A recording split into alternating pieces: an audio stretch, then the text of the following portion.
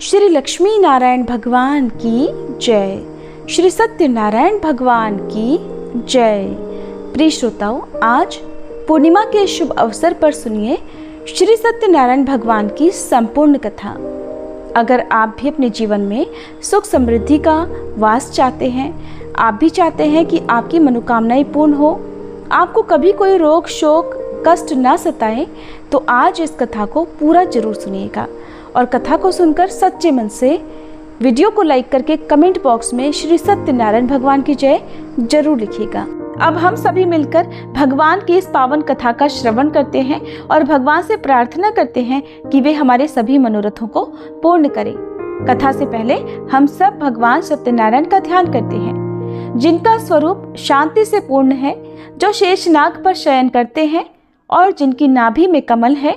वे देवताओं के ईश्वर हैं, जो समस्त संसार का आधार है, जो आकाश के समान असीमित हैं, जिनका रंग मेघ अर्थात बादलों के समान है और जिनका रूप शुभ है, जो श्री लक्ष्मी जी के पति हैं, जिनके नेत्र कमल के समान सुंदर हैं और जो योगियों के ध्यान में सदैव विराजमान रहते हैं।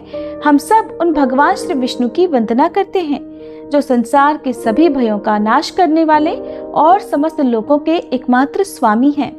प्रेम से बोलिए श्री सत्यनारायण भगवान की जय। श्री लक्ष्मी नारायण भगवान की जय। पौराणिक कथा के अनुसार एक समय नैमिषारण्य तीर्थ में शौनक आदि 88,000 ऋषियों ने श्री सूत जी से कहा, हे प्रभु, इस कलयुग में वेद विद्या रहित मनुष्यों को प्रभु भक्ति किस प्रकार मिलेगी और उनका उद्धार कैसे होगा? हे मुनिश्रेष्ठ, कोई ऐसा तप कहिए जिससे थोड़े समय में पुण्य प्राप्त होवे और मनोवांछित फल मिले। ऐसी कथा को सुनने की हमारी इच्छा है। सर्वशास्त्र ज्ञाता श्री सूत जी बोले, हे वैष्णवों में पूज्य, आप सबने प्राणियों के हित की बात पूछी है। अब मैं उस श्रेष्ठ व्रत को आप लोगों से कहूंगा, जिस व्रत को नारद जी ने श्री लक्ष्मी नारायण भगवान से पूछा था और लक्ष्मीपति ने मुनिश्रेष्ठ नारद जी से कहा था। सो ध्यान पूर्वक सुनो। एक समय योगीराज नारद जी दूसरों के हित की इच्छा से अनेक लोकों में घूमते हुए मृत्यु लोक में आ पहुँचे। यहाँ अनेक योनियों में जन्मे हुए प्रायः सभी मनुष्यों को अपने कर्मों के अनुसार अनेकों दुखों से पीड़ित देखकर सोचा कि किस यत्न के करने से निश्चय ही प्राणियों के दुखों का नाश हो सकेगा। ऐसा मन में सोचकर देवर्षि मुनि श्री विष्णु लोक को गए। वहाँ श्वेत वर्ण और 4 भुजाओं वाले देवों के ईश नारायण को देखकर, जिनके हाथों में शंख चक्र गदा और पद्म थे तथा वरमाला पहने हुए थे, स्तुति करने लगे। हे भगवान, आप अत्यंत शक्ति से संपन्न हैं, मन तथा वाणी भी आपको नहीं पा सकती। आपका आदि मध्य अंत भी नहीं है।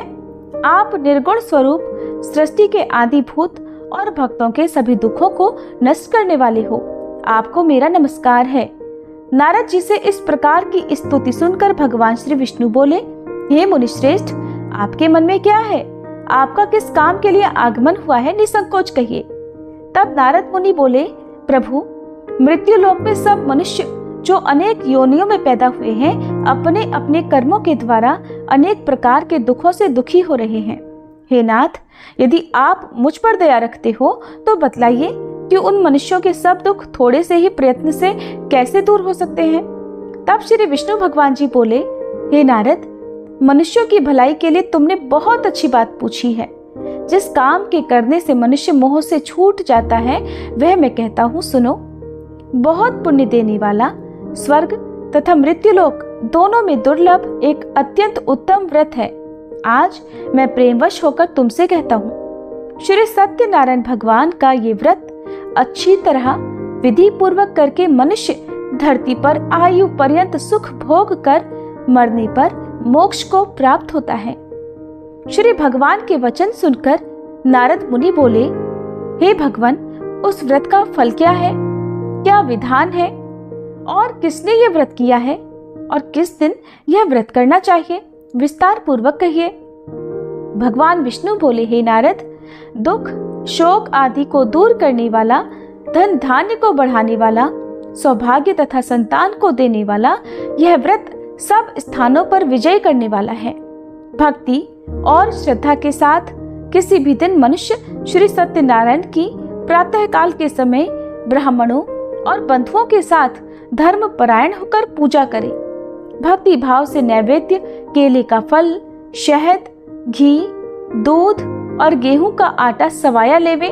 गेहूं के अभाव में साठी का चूर्ण भी ले सकते हैं और सब पदार्थों को भगवान को अर्पण कर देवे तथा बंधुओं सहित ब्राह्मणों को भोजन करावे। पश्चात स्वयं भोजन करें। रात्रि में नृत्य, गीत आदि का आयोजन कर सत्यनारायण भगवान का ध्यान करते हुए समय बिताए। इस तरह व्रत करने पर मनुष्यों की इच्छा निश्चय पूरी होती है। विशेष रूप से कलिकाल में भूमि पर यही मोक्ष का सरल उपाय है। प्रेम से बोलिए श्री सत्यनारायण भगवान की जय। श्री सत्यनारायण व्रत कथा का प्रथम अध्याय संपूर्ण। दूसरा अध्याय। श्री सूत जी बोले, हे ऋषियों, जिसने पहले समय में इस व्रत को किया है उसका इतिहास कहता हूँ, ध्यान पूर्वक सुनो। सुंदर काशीपुरी नगरी में एक अत्यंत निर्धन ब्राह्मण रहता था। वह भूख और प्यास से बेचैन हुआ नित्य पृथ्वी पर घूमता था। ब्राह्मणों से प्रेम करने वाले भगवान ने ब्राह्मण को दुखी देखकर बूढ़े ब्राह्मण का रूप धरकर उसके पास जाकर आदर पूर्वक पूछा, हे विप्र, तुम नित्य दुखी होकर पृथ्वी पर क्यों घूमते हो? हे ब्राह्मण, ये सब मुझसे कहो, मैं सुनना चाहता हूँ। तब वह ब्राह्मण बोला, मैं निर्धन ब्राह्मण हूँ, भिक्षा के लिए पृथ्वी पर फिरता हूँ। हे भगवान, यदि आप इससे छुटकारा पाने का कोई उपाय जानते हो तो कृपा कर मुझे बताएं। वृद्ध ब्राह्मण बोला, हे विप्र, सत्यनारायण भगवान मनोवांछित फल देने वाले हैं, इसलिए तुम उनका पूजन करो, जिसके करने से मनुष्य सब दुखों से मुक्त हो जाता है। तब ब्राह्मण को व्रत का सारा विधान बतलाकर बूढ़े ब्राह्मण का रूप धारण करने वाले श्री सत्यनारायण भगवान वहीं अंतर्ध्यान हो गए। जिस व्रत को वृद्ध ब्राह्मण ने बतलाया है, मैं उसको अवश्य करूंगा। यह निश्चय करने पर उसे रात भर नींद नहीं आई। सवेरे उठकर सत्यनारायण भगवान के व्रत का निश्चय कर वह भिक्षा के लिए चला। उस दिन उसको भिक्षा में बहुत सारा धन मिला, जिससे बंधु बांधवों के साथ उसने सत्यनारायण भगवान का व्रत किया। इसके करने से वह ब्राह्मण सब दुखों से छूटकर अनेक प्रकार की संपत्तियों से युक्त हुआ।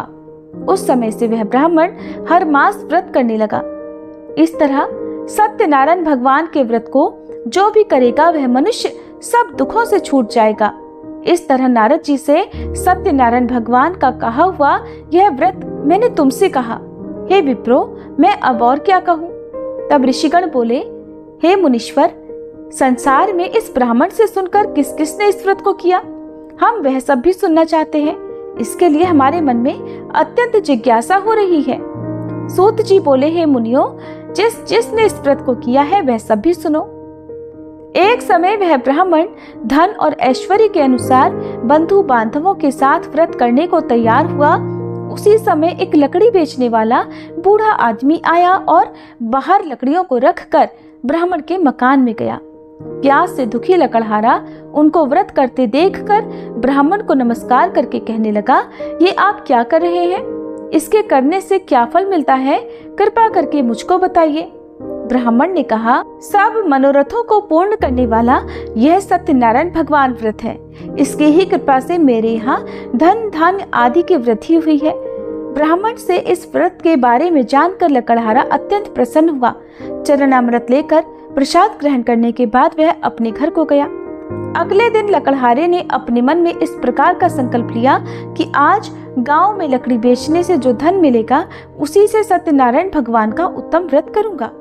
ऐसा मन में निश्चय कर वह बूढ़ा आदमी लकड़ियां अपने सिर पर रखकर जिस नगर में धनवान लोग रहा करते थे ऐसे सुंदर नगर में गया। उस दिन वहां पर उसे उन लकड़ियों का दाम पहले से 4 गुना मिला। तब वह लकड़हारा दाम लेकर अति प्रसन्न होकर पके केले, शक्कर, घी, दूध, दही और गेहूं का चूर्ण इत्यादि सत्यनारायण भगवान के व्रत की कुल सामग्रियों को लेकर अपने घर गया। फिर उसने अपने परिवारजनों को बुलाकर विधि के साथ भगवान का पूजन और व्रत किया। उस व्रत के पुण्य प्रभाव से वह बूढ़ा लकड़हारा धन, पुत्र आदि से युक्त हुआ और संसार के समस्त सुख भोग कर अंत में वैकुंठ लोक को चला गया। श्री सत्यनारायण भगवान की जय। श्री सत्यनारायण व्रत कथा का दूसरा अध्याय संपूर्ण। तीसरा अध्याय। श्री सूत जी बोले, हे श्रेष्ठ मुनियों, अब आगे की कथा कहता हूँ, सुनो। पहले समय में उल्कामुख नाम का एक बुद्धिमान राजा रहा करता था।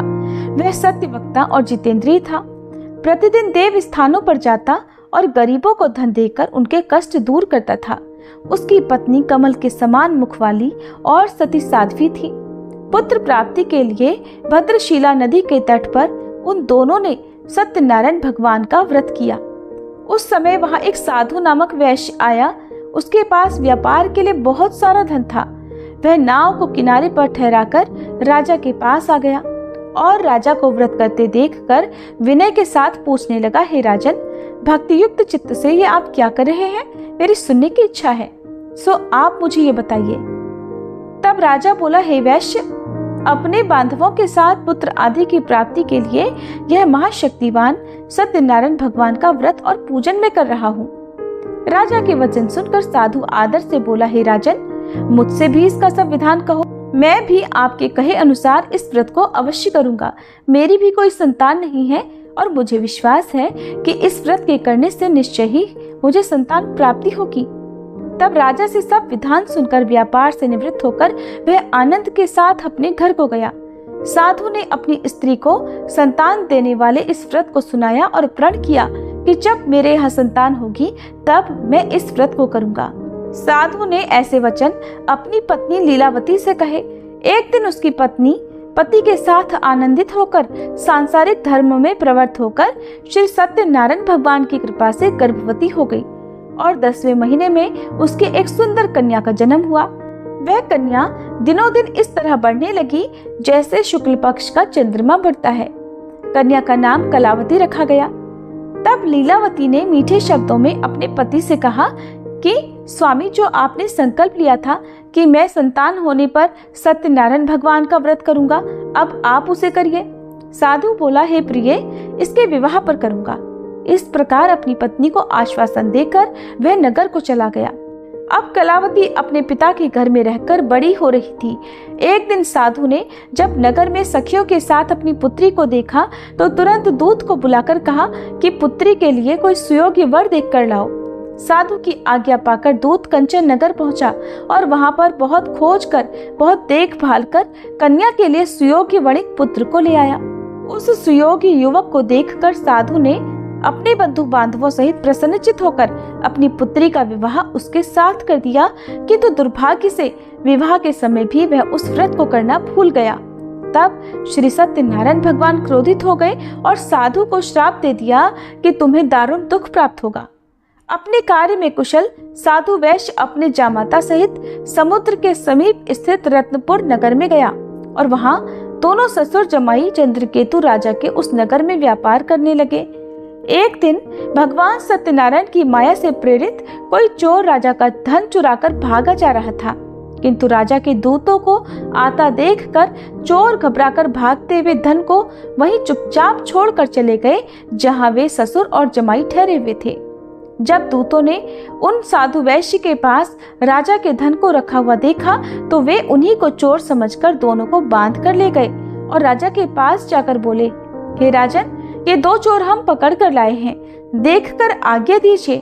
तब राजा की आज्ञा से उनको कठोर कारावास में डलवा दिया गया और उनका सब धन भी छीन लिया गया। सत्यनारायण भगवान के श्राप के कारण साधु वैश्य की पत्नी और पुत्री भी इधर घर में बहुत दुखी रहने लगी।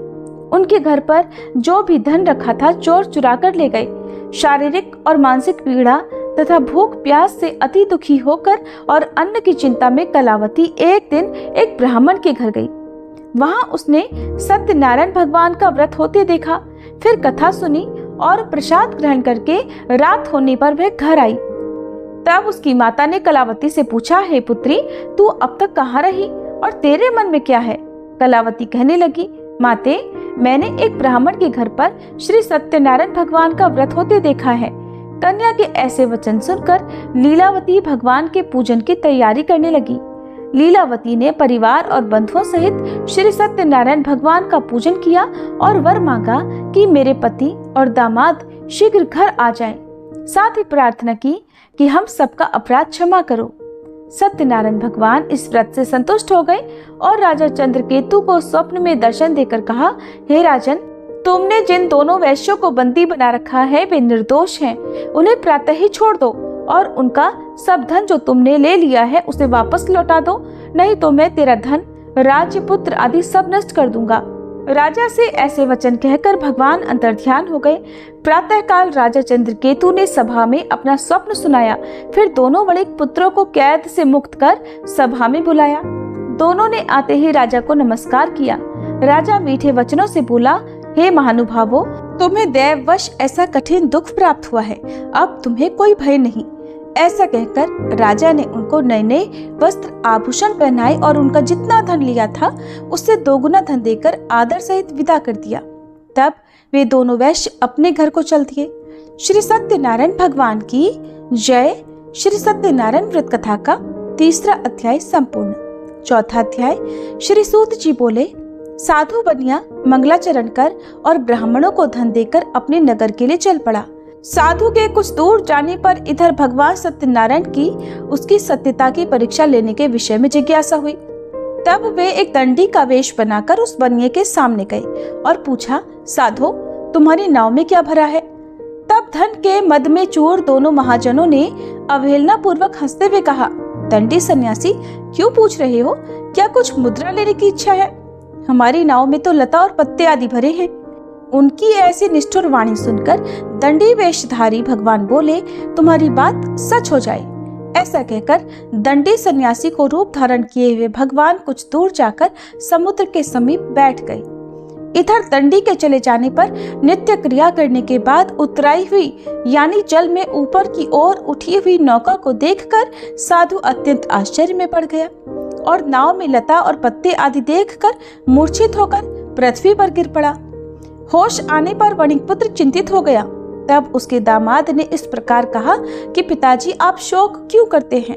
दंडी ने श्राप दे दिया है। इस स्थिति में वे ही चाहें तो सब कुछ कर सकते हैं, इसमें संशय नहीं। अतः उन्हीं की शरण में हमको चलना चाहिए और वहीं मन की इच्छा पूर्ण होगी। दामाद की बात सुनकर वह साधु बनिया उनके पास गया और वहां दंडी को देखकर उसने भक्ति पूर्वक उन्हें प्रणाम किया तथा आदर पूर्वक कहने लगा कि आपके सम्मुख मैंने जो कुछ कहा है, असत्य भाषण रूप अपराध किया है, आप कृपया मेरे उस अपराध को क्षमा कर दीजिए। ऐसा कहकर बार बार प्रणाम करके वह महान शोक से व्याकुल हो गया। दंडी ने उस बनिए को रोते हुए देखकर कहा, हे मूर्ख, रो मत, मेरी बात सुनो। मेरी पूजा से उदासीन होने के कारण तथा मेरी आज्ञा से ही तुमने बार बार दुख प्राप्त किया है। भगवान की ऐसी वाणी सुनकर वह उनकी स्तुति करने लगा। साधु ने कहा, हे प्रभु, ये आश्चर्य की बात है कि आपकी माया से मोहित होने के कारण ब्रह्मादि देवता भी आपके गुणों और रूपों को यथावत रूप से नहीं जान पाते। फिर मैं मूर्ख आपकी माया से मोहित होने के कारण भला कैसे जान सकता हूँ? प्रभु, आप मुझ पर कृपा कीजिए और मुझ पर प्रसन्न होइए। मैं अपनी धन संपत्ति के अनुसार आपकी पूजा करूंगा। मैं आपकी शरण में हूँ। मेरा जो नौका में स्थित पूरा धन था उसकी और मेरी रक्षा करें। उस बनिए की भक्ति युक्त वाणी सुनकर भगवान जनार्दन संतुष्ट हो गए। भगवान जनार्दन उसे अभीष्ट वर प्रदान कर वहीं अंतर्ध्यान हो गए। इसके बाद वह साधु अपनी नौका में चढ़ा और उसे धन धान्य से भरी हुई देखकर भगवान सत्यदेव की कृपा से हमारा मनोरथ सफल हो गया। ऐसा कहकर स्वजनों के साथ उसने भगवान की विधिवत पूजा की। भगवान श्री सत्यनारायण की कृपा से वह आनंद से परिपूर्ण हो गया और नाव को प्रयत्न पूर्वक संभालकर उसने अपने देश के लिए प्रस्थान किया। साधु बनिए ने अपने दामाद से कहा, वह देखो, मेरी रत्नपुरी नगरी दिखाई दे रही है। इसके बाद उसने अपने धन के रक्षक दूत को अपने आने का समाचार देने के लिए अपनी नगरी में भेजा। उसके बाद उस दूत ने नगर में जाकर साधु की पत्नी को हाथ जोड़कर प्रणाम किया और उसके लिए अभीष्ट बात की। सेठ जी अपने दामाद और बंधु वर्ग के साथ बहुत सारे धन धान्य से संपन्न होकर नगर के निकट पधार गए हैं। दूत के मुख से ये बात सुनकर वह अत्यंत आनंदित हुई और उस साध्वी ने श्री सत्यनारायण की पूजा करके अपनी पुत्री से कहा, पुत्री, मैं साधु के दर्शन करने के लिए जा रही हूँ, तुम भी जल्दी आना। माता का ऐसा वचन सुनकर व्रत को समाप्त करके प्रसाद का परित्याग करके कलावती भी अपने पति का दर्शन करने के लिए चल पड़ी। इससे भगवान सत्यनारायण रुष्ट हो गए और उन्होंने उसके पति को तथा नौका को धन के साथ हरण करके जल में डुबो दिया।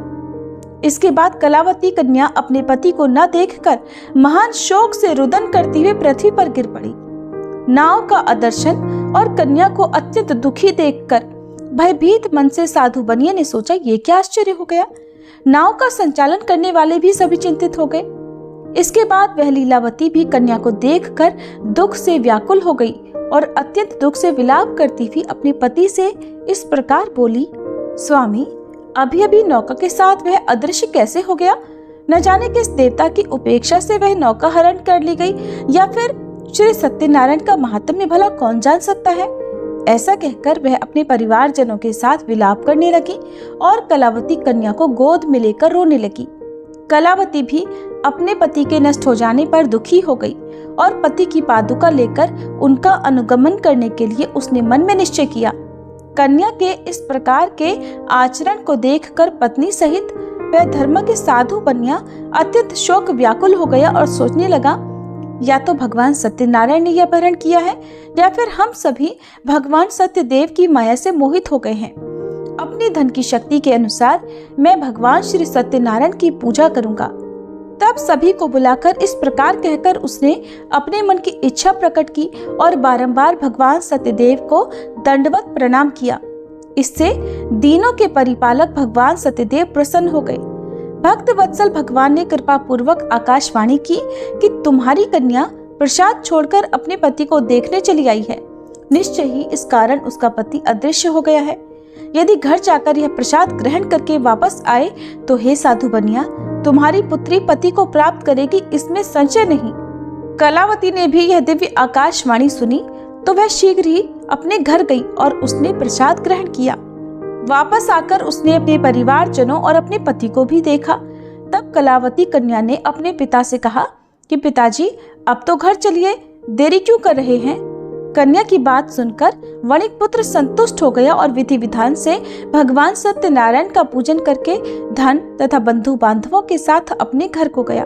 इसके बाद पूर्णिमा और संक्रांति पर्वों पर भगवान सत्यनारायण का पूजन करते हुए इस लोक में सुख भोग कर अंत में वह सत्यपुर वैकुंठ लोक को चला गया। प्रेम से बोलिए श्री सत्यनारायण भगवान की जय। श्री सत्यनारायण भगवान व्रत कथा का चौथा अध्याय संपूर्ण। पांचवा अध्याय। श्री सूत जी बोले, श्रेष्ठ मुनियों, अब इसके बाद मैं दूसरी कथा कहूँगा। आप लोग ध्यान पूर्वक सुनिए। अपनी प्रजा का पालन करने में तत्पर तुंगध्वज नामक एक राजा था। उसने सत्यदेव के प्रसाद का परित्याग करके दुख प्राप्त किया। एक बार वह वन में बहुत से पशुओं को मारकर वट वृक्ष के नीचे आया। वहां उसने देखा कि गोपगण बंधु बांधवों के साथ संतुष्ट होकर भक्ति पूर्वक भगवान सत्यदेव की पूजा कर रहे हैं। राजा यह देखकर भी अहंकारवश न तो वहां गया और न उसने भगवान सत्यनारायण को प्रणाम ही किया। पूजन के बाद सभी गोपगण भगवान का प्रसाद राजा के समीप रखकर वहां से लौट आए और इच्छानुसार उन सभी ने भगवान का प्रसाद ग्रहण किया। इधर राजा को प्रसाद का परित्याग करने से बड़ा दुख मिला। उसका संपूर्ण धन, धान्य और सभी सौपुत्र नष्ट हो गए। राजा ने मन में यह निश्चय किया कि अवश्य ही भगवान सत्यनारायण ने हमारा नाश कर दिया है, इसलिए मुझे वहां जाना चाहिए जहां श्री सत्यनारायण का पूजन हो रहा था। ऐसा मन में निश्चय करके वह राजा गोपगणों के समीप गया और उसने गोपगणों के साथ भक्ति श्रद्धा से युक्त होकर विधि पूर्वक भगवान सत्यदेव की पूजा की। भगवान सत्यदेव की कृपा से वह पुनः धन और पुत्रों से संपन्न हो गया तथा इस लोक में सभी सुखों का उपभोग कर अंत में सत्यपुर वैकुंठ लोक को प्राप्त हुआ।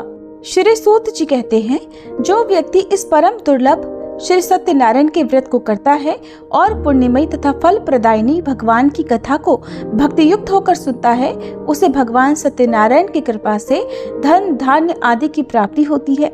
दरिद्र धनवान हो जाता है, बंधन में पड़ा हुआ बंधन से मुक्त हो जाता है, डरा हुआ व्यक्ति भय मुक्त हो जाता है। ये सत्य बात है, इसमें संशय नहीं। इस लोक में वह सभी इच्छित फलों को भोग कर अंत में सत्यपुर वैकुंठ लोक को जाता है। हे ब्राह्मणों, इस प्रकार मैंने आप लोगों से भगवान सत्यनारायण के व्रत को कहा, जिसे करके मनुष्य सभी दुखों से मुक्त हो जाता है। कलयुग में तो भगवान सत्यदेव की पूजा विशेष फल प्रदान करने वाली है। भगवान विष्णु को ही कुछ लोग काल, कुछ लोग सत्य, कोई ईश और कोई सत्यदेव तथा दूसरे लोग सत्यनारायण नाम से कहेंगे। अनेक रूप धारण करके भगवान सत्यनारायण सभी का मनोरथ सिद्ध करते हैं। कलयुग में सनातन भगवान विष्णु ही सत्यव्रत रूप धारण करके सभी का मनोरथ पूर्ण करने वाले होंगे। हे श्रेष्ठ मुनियों, जो व्यक्ति नित्य भगवान सत्यनारायण की इस व्रत कथा को पढ़ता है, सुनता है, भगवान सत्यनारायण की कृपा से उसके सभी पाप नष्ट हो जाते हैं। हे मुनीश्वरों, पूर्व काल में जिन लोगों ने भगवान सत्यनारायण का व्रत किया था, उसके अगले जन्म का वृतांत कहता हूँ, आप लोग सुनिए। महान प्रजा संपन्न शतानंद नाम के ब्राह्मण सत्यनारायण व्रत करने के प्रभाव से दूसरे जन्म में सुदामा नामक ब्राह्मण हुए और उस जन्म में भगवान श्री कृष्ण का ध्यान करके उन्होंने मोक्ष प्राप्त किया। लकड़हारा भील गुहों का राजा हुआ और अगले जन्म में उसने भगवान श्री राम की सेवा करके मोक्ष प्राप्त किया। महाराज उल्कामुख दूसरे जन्म में राजा दशरथ हुए, जिन्होंने श्री रंगनाथ जी की पूजा करके अंत में वैकुंठ प्राप्त किया। इस प्रकार धार्मिक और सत्यव्रती साधु पिछले जन्म के सत्यव्रत के प्रभाव से अपने दूसरे जन्म में मोरध्वज नामक राजा हुआ। उसने आरे से चीरकर अपने पुत्र की आधी देह भगवान विष्णु को अर्पित कर मोक्ष प्राप्त किया। महाराज तुंगध्वज जन्मांतर में स्वयंभू मनु हुए और भगवत संबंधी संपूर्ण कार्यों का अनुष्ठान करके वैकुंठ लोक को प्राप्त हुए। जो गोपगण थे वे सब जन्मांतर में ब्रजमंडल में निवास करने वाले गोप हुए और सभी राक्षसों का संहार करके उन्होंने भी भगवान का शाश्वत धाम गोलोक प्राप्त किया। प्रेम से बोलिए श्री सत्यनारायण भगवान की जय, श्री लक्ष्मी नारायण भगवान की जय। श्री सत्यनारायण भगवान कथा का 5वां अध्याय संपूर्ण और इसी के साथ कथा समाप्त हुई।